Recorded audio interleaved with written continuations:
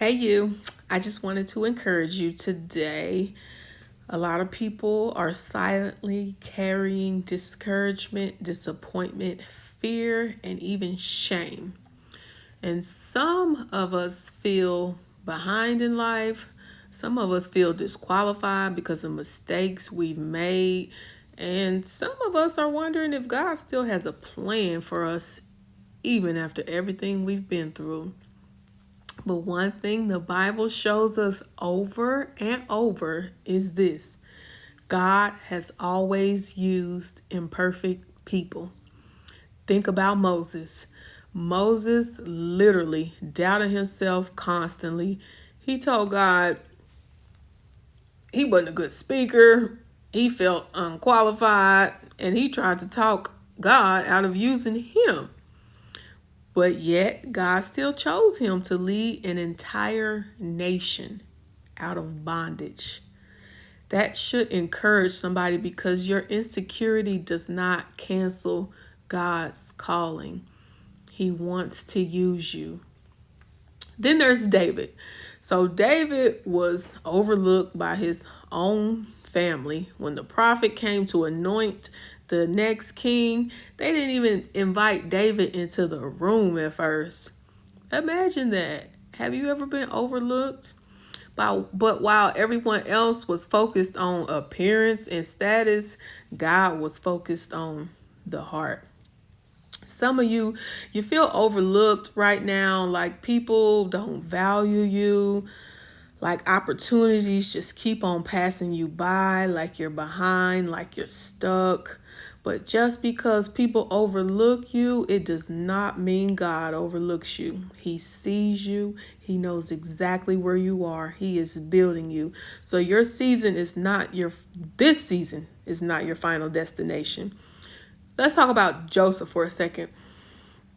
Joseph had dreams from God, but his journey looked nothing like the promise at first. He was betrayed, talked about, thrown into a pit, falsely accused, and forgotten in prison.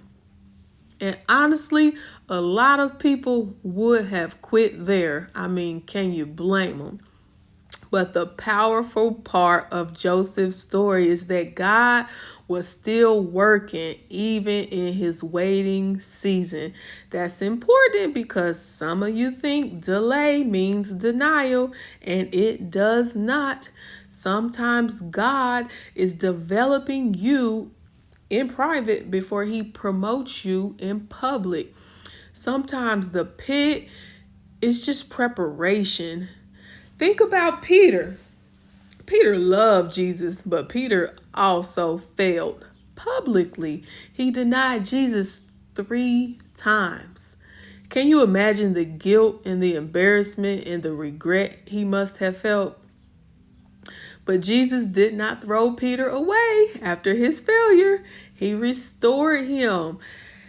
And I think about somebody listening today who needs to hear this clearly. Failure is not always the end of your story. I said failure is not always the end of your story. God is able to restore people. He's still able to heal people, and he's still able to use people. And maybe my favorite example, I would have to say, is Esther. Esther was placed in a position she never expected during a time she never would have chosen.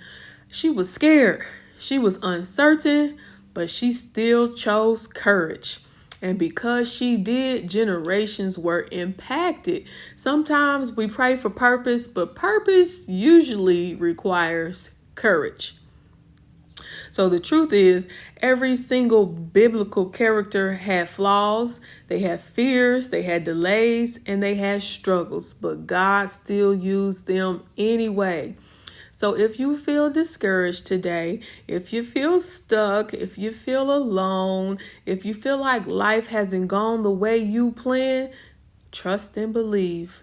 God has not forgotten you. Remember this: God is not limited by your past. He is not intimidated by your struggle, and He is not finished with your story. He's not done with you yet. Your current situation, it may not make sense right now, but neither did the middle chapters of Joseph's story. Neither did Moses in the wilderness. Neither did David's story in the fields. But God was working the entire time. He never stops working.